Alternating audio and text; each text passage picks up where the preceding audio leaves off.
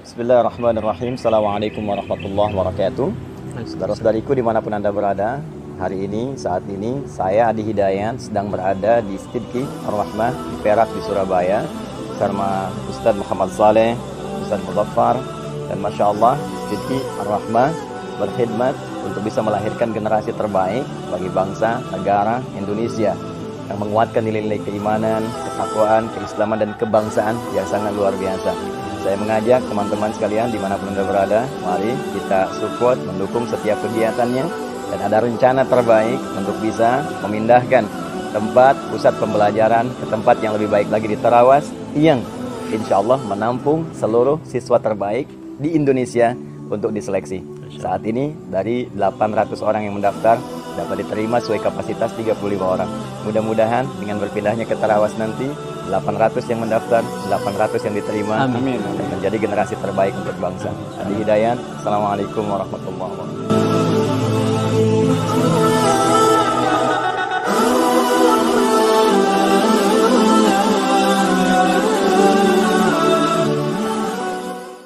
Bismillahirrahmanirrahim. Alhamdulillahirabbil alamin. Hamdan haqqa hamdihi. Asyhadu an la ilaha illallah wahdahu la syarika lah. Al-Fardus Samad alladzi lam yattakhidh sahibatan wala waladan wa lam yalid wa lam yulad wa lam yakul lahu kufuwan ahad.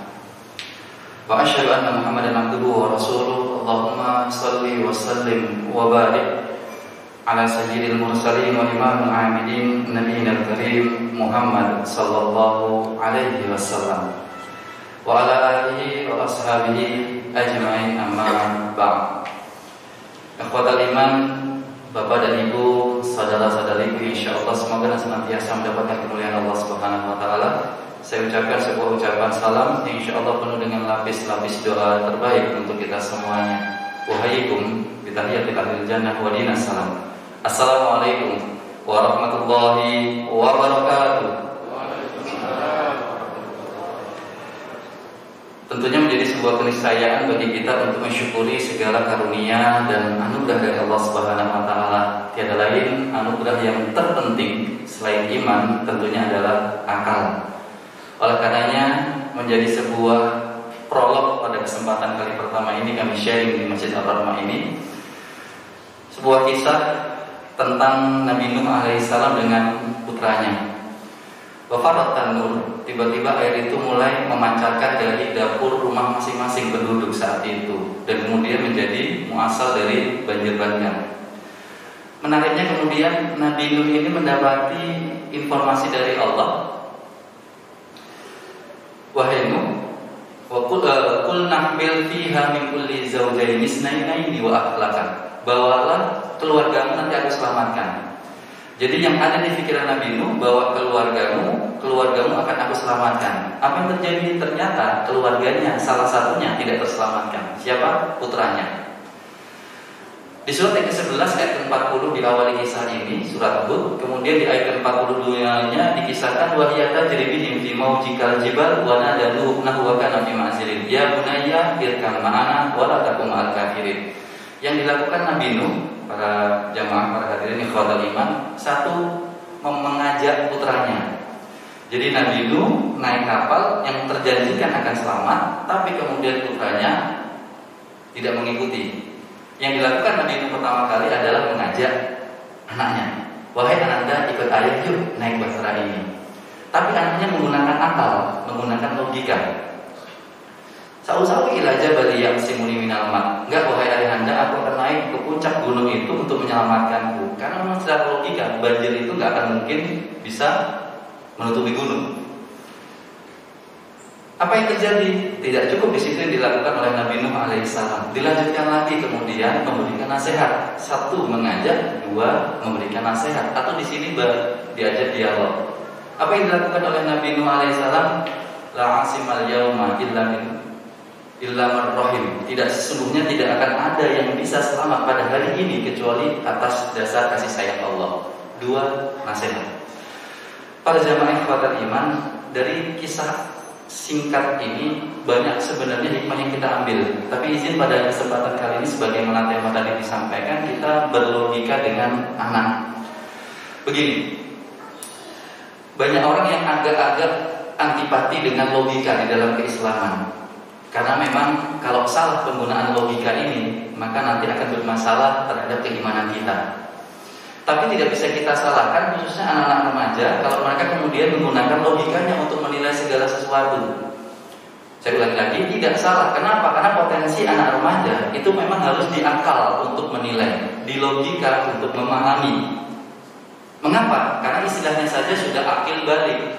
Akal balik sudah sampai. Untuk apa? Pengfungsian akal itu sudah pada proporsional yang tepat. Akil balik kisaran usia 13-14 tahun. Maka pada titik ini sebenarnya akal tidak boleh dibatasi, tapi silakan mereka mengeksplor. Kenapa? Karena diawali itu sudah iman mereka. Pendidikan iman itu mulai lahir sampai pada wilayah 13 itu seharusnya sudah tuntas. Kita ambil sebuah keterkaitan ayat antara ayat yang pertama dengan ayat yang kedua. Satu, ayat yang pertama itu di surat yang ke-16 ayat yang ke-72. Surat yang ke-16 An-Nahl ayat ke-72. Wallahu akhrajakum min butuni ummahatikum la ta'lamuna syai'an.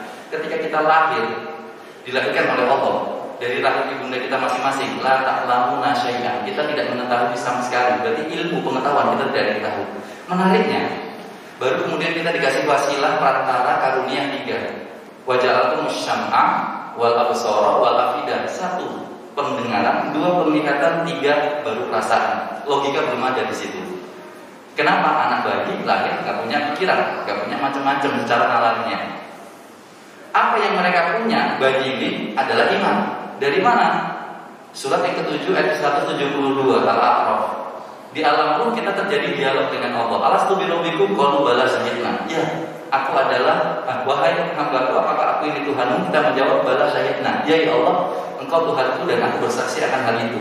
Berarti di alam ruh kita sudah beriman. Kemudian ruh kita ditiupkan ke dalam diri kita. Kemudian kita lahir, maka modal kita itu iman. Dan salah satu indikator iman itu apa? Segala sesuatu kalau dilihat itu pasti baik. Maka kita lihat anak-anak kecil kita. Saya punya bayi usia 3 bulan dan anak usia 1,5 tahun. Dan juga anak yang kemudian yang anak kedua dan anak yang pertama. Saya perhatikan anak kecil itu melakukan segala sesuatu itu pasti berdasarkan iman. Segala sesuatu yang dialami itu pasti baik. Contoh anak itu kemudian jatuh, lari, jatuh, nangis, sakit itu. Yang dialami itu sakit, tapi besoknya saja pasti diulangi lagi. Kenapa? Karena sudut pandang anak semuanya itu baik. Kenapa? Modalnya iman, sudut pandang iman semuanya itu baik. Kita dapat musibah, yang kita lihat pasti kebaikannya, hikmahnya. Kita mendapatkan kondisi tidak nyaman, pasti kita lihat kebaikannya. Mirip kayak kita, lari di atas sofa, jatuh, nangis dia. Lihat 2 hari, 3 hari, 4 hari lagi, diulangi lagi. Dia kemudian mendengar ada celotehan omongan yang tidak baik, kalimat-kalimat yang tidak baik misalnya. Sama dia pasti ditiru. Kenapa? Pikirannya semuanya baik karena itu. Baru kemudian iman itu sudah tertanam, baru kemudian logika mulai terbangun di usia kisaran 3 tahun, 4 tahun, 5 tahun, sampai nanti puncaknya di akil balik. Maka di sini indahnya Allah ketika memberikan akil balik itu mulai starting, yaitu dosa mulai dipikul. Saat apa? Saat akal mulai difungsikan secara optimal.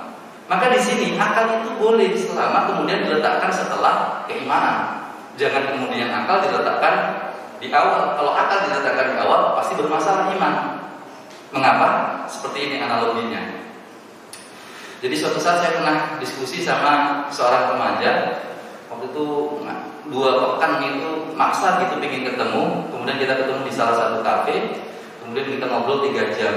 Kemudian dia menanyakan satu, Pak Ustadz, kasih saya analogi kalau iman itu lebih penting daripada akal, atau iman itu diletakkan di depan akal. Itu menjadi prinsip yang mutlak sudah bagi kita orang yang beriman. Iman pasti diletakkan di depan. Maka kemudian saya katakan, kalau iman kita bermasalah, pasti logika kita bermasalah. Kalau iman perasaan kita ini sudah masalah dari awal, pasti nanti akal fungsinya tidak akan teroptimalkan. Kemudian dia nanya, analoginya apa? Kemudian saya sampaikan gini. Ini contohnya dari Nabi, tapi saya bawa ke ranah yang biasa kita temukan. Contoh ini, saya nanya ini kepada para jamaah teman-teman. Ikhwan ke akhwat atau akhwat ke ikhwan yang sering menilai secara fisik. Cowok ke cewek atau cewek ke cowok kalau melihat secara fisik. Yang Yang mana dulu teman-teman? Khususnya teman-teman ikhwan aja. Ya, ayo jangan malu-malu mas. Mas sudah nikah? Oh belum, pasti sih berarti pertanyaannya ya. Yang biasanya melihat fisik itu laki-laki ke perempuan atau perempuan ke laki-laki? Gitu. Ya, fisik itu laki-laki ke perempuan. Jadi objeknya masih perempuan. Saya tunjukkan foto perempuan akhwat, wah luar biasa, cantik lah. Secara fisik, secara harta, secara nasab, secara agama cantik. Saya tunjukkan, mas cantik gak ini? Cantik, cantik. Skala berapa nilainya? Dari skala 100, 90 Pak Ustaz. Oke, 90. Kemudian di lain waktu juga sama, saya tanya ikhwan B, C, D, semuanya 90 teman-teman, 90. Tiba-tiba yang E, saya tanya, mas ini berapa nilai akhwat ini? 45 Pak Ustaz. Berarti ada yang salah yang mana? A, B, C, D, E, yang salah yang mana secara logika? E. Yang lainnya itu oke, normal. Yang ini kok 45. Saya tanya, kenapa mas 45? Dulu saya pernah melamar dia Pak Ustaz. Nah saya kemudian ditolak. Sakit hati saya sama ucapan orang tuanya. Ucapan orang tuanya, bukan akhwatnya. Karena saya tahu akhwatnya itu baik. Karena akhwat itu minta ke saya untuk dicarikan suami waktu itu. Nah, kita kembali ke kasus yang kayak tadi. Kenapa dia mengasih nilai 45? Karena dari awal perasaannya sudah terganggu. Akhirnya memfungsikan logika, maka masalah. Ini kalau kita bawa ke Al-Quran sama. Nabi Sholih misalnya, jelas-jelas kemudian umatnya bilang, wahai Sholih, kalau engkau itu adalah seorang nabi utusan Allah, minta bukti 4 secara nalar, secara logika. 1 unta, 2 betina, 3 warna merah, 4 keluar dari batu. Sebelum saya lanjutkan ini, saya nanya kepada teman-teman. Teman-teman percaya nggak ini? Saya punya handphone, casingnya warnanya hitam. Teman-teman percaya nggak? Saya nanya dulu deh. Ya. Antum percaya nggak saya punya handphone, casingnya warna hitam? Belum lihat. Nah, jawab aja percaya atau tidak percaya? Percaya atau tidak? Oke, percaya. Tentu saja kita iman, mengimani yang gaib. Konsepnya segala sesuatu yang gaib itu kita yakini dengan iman.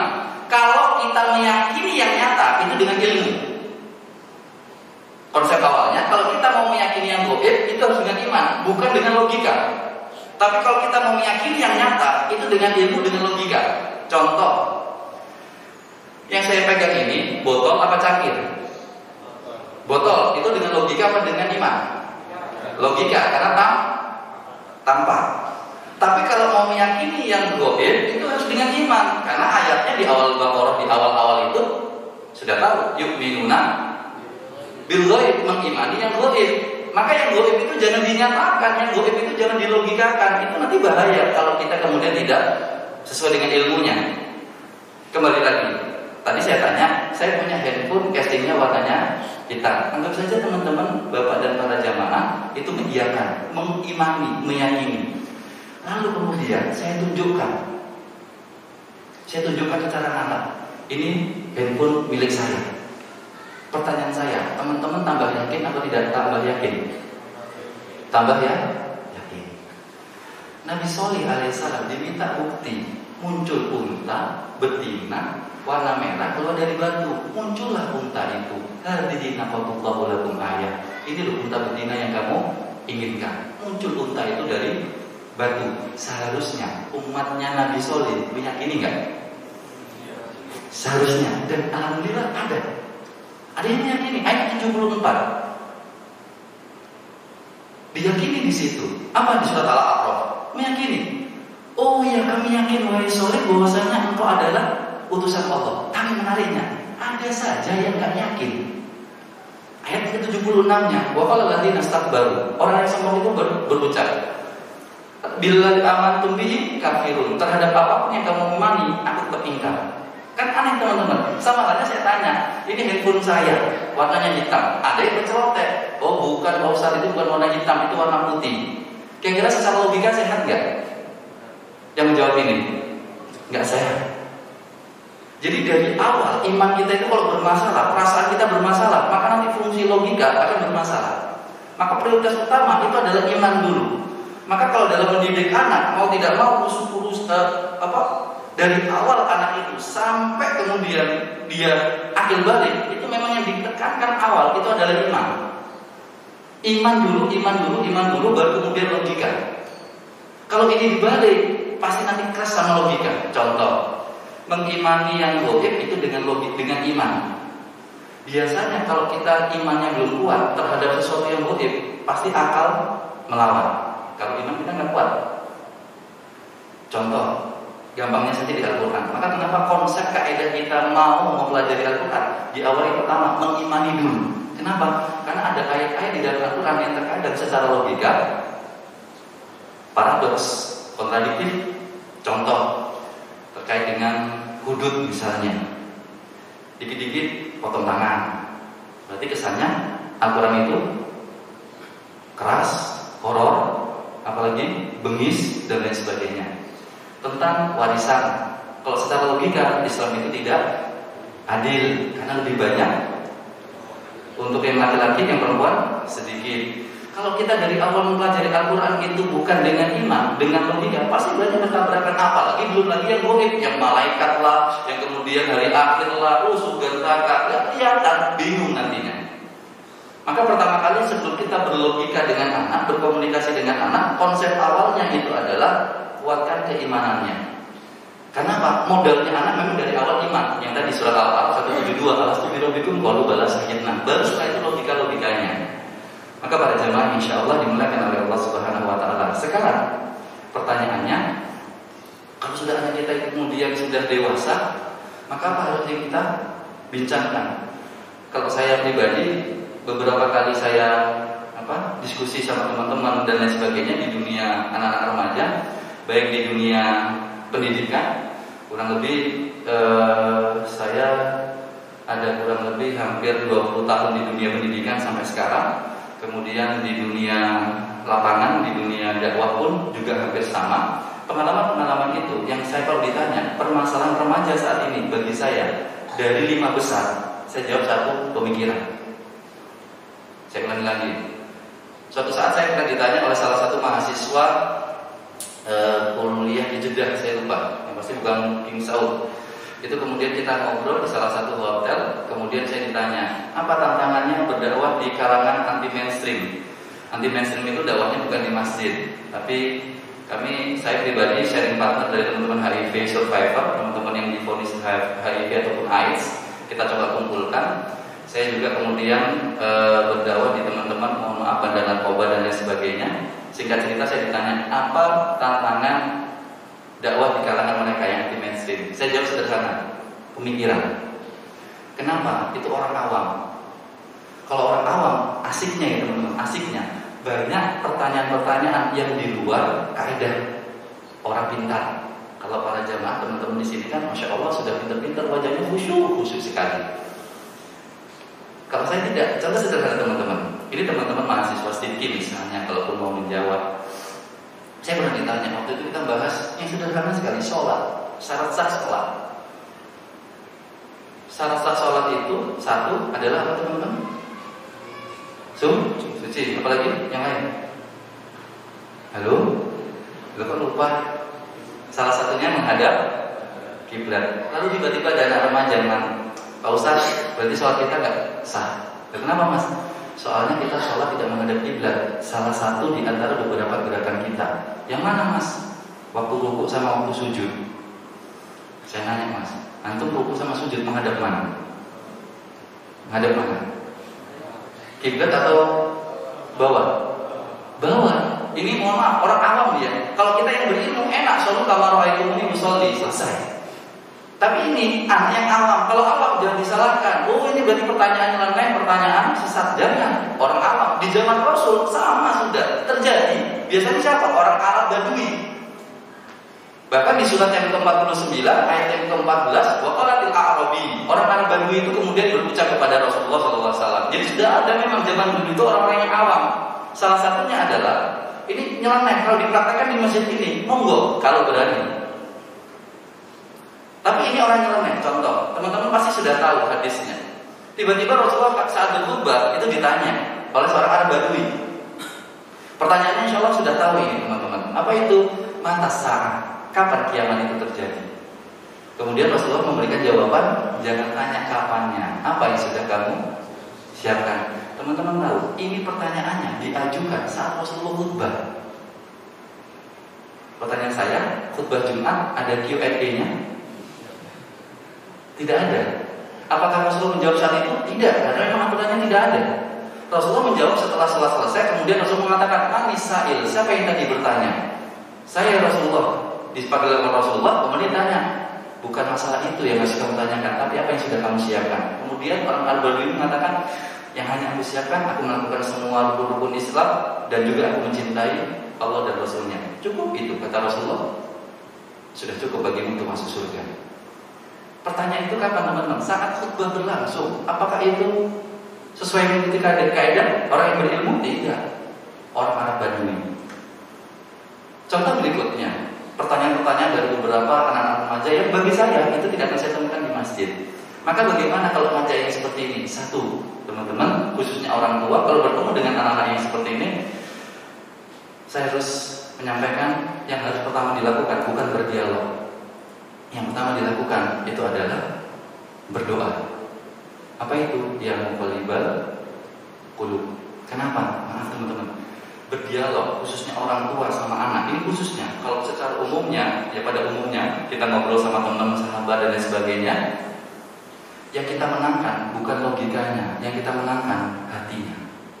Meskipun kita berlogika, tapi bagaimana penurutan tetap yang kita menangkan adalah hatinya. Semisal gini, saya berdialog sama antum, ya kita berlogika. Ini enak diminum apa tidak? Semisal saya berbeda pendapat sama beliau, "Mas, ini enak mas." Beliau menjawab, "Gak enak itu Ustaz." "Itu suka air putih?" "Oh suka." "Oh ya berarti kita balik ya." Antum yang bilang ini enak, saya bilang gak enak misalnya gitu ya. Oke, kita berdialog, berlogika. Ini enak, ini gak enak, ini enak. Misalnya saya bilang, "Mas, ini enak." Beliau mengatakan ini tidak enak. Tapi kemudian secara logika saya menang. Akhirnya beliau mengiyakan, "Ini enak." "Baik Pak Ustaz, itu enak." Tapi belum tentu dia mengatakan iya, lalu dia kemudian menikmati ini. Dia belum tentu akan mengamalkan meminum ini, meskipun dia mengatakan enak. Tapi di balik saya bisa jadi dia tidak meminum, nggak akan menikmati. Jadi kalau berdialog, mohon maaf, menasihati anak dan lain sebagainya, bagi saya bukanlah kita memenangkan logika. Yes, sekarang dia manut apa kata saya, manut kata saya, dia mengiyakan apa kata saya. Tapi belum tentu dia mau mengakukan. Kenapa? Karena baru menang di sini, belum menang di sini. Maka kalau kita berdialog, yang kita menangkan itu sebenarnya bukan masalah logikanya, tapi hatinya. Dan siapa yang memegang hati? Allah. Maka di awal yang muqallibal qulub, itu yang sering dan insya Allah pasti menjadi istiqomah saya lakukan sebelum saya ngobrol dengan siapapun juga. Baru kemudian yang kedua, teman-teman, insya Allah dimuliakan oleh Allah Subhanahu Wa Taala. Kedua dan yang terakhir, ala qadri uqulihim, sesuai dengan kemampuan akalnya. Itu sudah dipakai oleh konsep Rasulullah, itu sangat indah sekali. Pakai analogi, pakai komparatif studi, pakai macam-macam lah. Rasulullah ini juga berlogika, teman-teman. Saya pernah ditanya, "Loh, apakah Rasulullah berlogika?" Berlogika Rasulullah dengan akalnya. Contoh kita ambil surat yang ke-38, surat Shad ayat yang ke-5. Rasulullah ditanya. Orang-orang kafir Quraisy itu kemudian mengatakan, "Muhammad, urusan kita banyak. Tuhanmu kenapa satu nggak kelihatan lagi? Kayak kami loh enak, urusannya banyak. Ada ekonomi, sosial, budaya, Tuhan kami banyak, kelihatan lagi. Yang Lata, Uzza, Hubal, semuanya mengurus masing-masing kategori urusan kita. Enak, Tuhan kami banyak." Maka kemudian orang-orang kafir Quraisy ini mengatakan di surat yang ke-38 ayat ke-5 tadi itu, "Aja'alal alihata ilaha wahida inna hadza la syai'un ujab." Muhammad, aneh kamu ini. Urusan kita banyak, Tuhanmu cuma satu. Aneh kamu. Dijawab oleh Rasulullah dengan logika, yaitu di surat berikutnya, surat ke-39 ayat ke-29 Az-Zumar itu. Daraballahu masalan rajulan fihi syuraka'u mutasaqisuna wa rajulan salamun rajulin hal yastawiyani alhamdulillah. Kata Rasulullah menjawab dengan logikanya, "Kalau kamu punya Tuhan banyak dengan aku punya Tuhan cuma satu, kira-kira enak mana ini? Analogi. Kamu hamba itu bawahan, punya bos itu banyak. Aku punya bos satu. Lah, bosmu ini antara satu bos dengan bos yang lain eker-ekeran. Lah, aku cuma satu. Kira-kira sebagai bawahan kita enak yang mana? Pasti enak yang mana, teman-teman? Punya pemimpin atau punya bos cuma satu. Itu kan logikanya Rasul. Kenapa? Karena setiap konteks, setiap orang itu segmennya berbeda, cara kontennya Rasulullah kemudian menyampaikan. Tapi Rasulullah memang harus berlogika. Kenapa? Ala qadri uqulihi, sesuai dengan kemampuan akalnya. Bapak-bapak kalau menasihati anak yang usia 5 tahun, kalau mau nyuapin, mau ngasih makan, pertanyaan saya menjelaskan unsur klinisnya, unsur vitaminnya, unsur proteinnya atau tidak. Misalnya nyuapin anak usia 4 tahun, ayo makan, ini ada vitamin B12-nya loh nak, belum lagi nanti proteinnya sekian, ini. Atau cuma mengatakan, Pak, enak makan, wah ini enak loh nak, seger dan lain sebagainya. Beda tapi kalau nanti di usia-usia berikutnya, ala qadri uqulihi. Maka di terakhir ini ingin kami sampaikan, gunakan apapun semampu kita terkait dengan bagaimana kita berdialog dengan anak. Dan Rasulullah yang pasti sudah mencontohkan. Saya tutup dengan satu kisah ketika Rasulullah berdialog dengan seorang anak. Saya persingkat, hadisnya memang panjang, kurang lebih sekitar hampir 1 halaman. Diriwayatkan oleh Imam An-Nasai dan juga Imam Ahmad. Ketika Rasulullah lagi bermajelis seperti ini, didatangi oleh seorang laki-laki pemuda, kemudian mengatakan, "Ya Rasulullah, izinkan aku berzina. Izinkan aku berzina." Sahabat-sahabat marah, mau zina kok malah minta izin. Ya, ini zaman Rasul. Apa yang terjadi? Rasul mendengar. Lalu Rasul kemudian berucap, "Adinahu, adinahu." Dekatkan dia kepadaku, dekatkan dia kepadaku. Dekatlah dia. Jadi satu poinnya, kalau mau berdialog sama anak jangan jauh-jauhan, dekatkan. Setelah dekat, Rasulullah kemudian tidak langsung menggunakan bahasa instruksi. Rasulullah kemudian memberikan peluang anak ini kemudian bercerita. Kemudian Rasulullah mengatakan, apa yang kamu inginkan? Ikhzan li zina, izinkan aku untuk zina. Dan menariknya Rasulullah tidak langsung menjawab, haram rokok. Kenapa? Karena anak ini bukan memerlukan pembedaan, bukan memerlukan pembeda, tapi anak ini memerlukan pemahaman. Kalau perbedaan sudah pasti, hak sama batin itu sudah jelas. Anak itu tahu pasti zina itu haram. Tapi masalahnya dalam perasaan, zina itu lebih nikmat. Katanya gitu mas. Iya mas ya? Oh enggak tahu ya. Katanya anak muda sih gitu ya. Katanya zina itu lebih nikmat secara logika, bukan secara iman. Jadi tidak langsung mengatakan apa yang dikatakan oleh Rasulullah, pakai bahasa komparatif tadi, mengikuti gayanya anak muda. Kalau yang namanya komparatif tadi kayak kias, kalau bahasa fikihnya itu kias, itu membawa sesuatu yang abstrak jadi konkret. Apa itu? Kata Rasulullah, kamu pengen zina, nggak mengatakan haram, nggak langsung mencaci, mencela dan lain sebagainya. Gimana kalau ibumu dizinai? Gimana kalau adik putrimu yang kamu sayangi dizinai? Bagaimana kalau bibimu yang kau cintai dizinai? Apa yang terjadi? Telur itu kemudian pecah. Pertanyaan saya teman-teman, kalau ada telur, lebih suka pecah dari mana mas? Dari luar atau dari dalam? Dari luar. Kalau telur pecah dari luar, pikirannya beliau secara ilmu psikologi suka makan telur. Telur ceplok, telur endap, mata sapi. Oh, jangan mata sapi. Nanti pompen itu pada telurnya telur dipakai sapi. Kalau telur itu pecah dari luar, yang muncul kematian. Tapi kalau telur itu pecah dari dalam, yang muncul kehidupan. Anak ayam. Maka Rasulullah menggunakan biar dia itu sadar dengan sendirinya. Akhirnya telur itu pecah dari dalam. Anak ini kemudian sadar dengan sendirinya. Cukup di situ? Nggak cukup yang dilakukan Rasul. Akhirnya dia sadar tidak mau berzina. Apa yang dilakukan Rasul? Mendekatkan tangannya ke dalam, bukan ke dalam, nanti horor maksudnya. Memegang salah satu bagian dada anak muda ini kemudian mendoakan, Allahumma ighfir dzanbahu, ya Allah ampuni dosanya, wa tahhir qalbahu, wa khsil farjahu, wa la yaltaqitu ba'dahu syai'an. Dan jangan sampai dia ini kepikiran lagi untuk melakukan itu. Ada 4. Berdekatan, tidak berjauhan, kemudian berdialog dengan bahasa apapun juga, kias, analogi, comparative study, dialectical style of communication, macam-macam lah.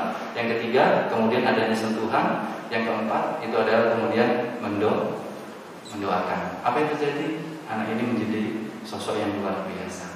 Oleh karenanya, Bapak dan Ibu, teman-teman, mari berdialog dengan logika anak-anak disesuaikan dengan kemampuan anak-anak itu berdialog. Caranya bagaimana? Kita perbanyak wawasan keilmuan untuk bisa jadi bahan kita untuk bisa berdialog dengan anak kita. Terima kasih. Subhanallahumma wa bihamdika, asyhadu an la ilaha illa anta, astaghfiruka wa atubu ilaik. Wassalamualaikum warahmatullahi wabarakatuh.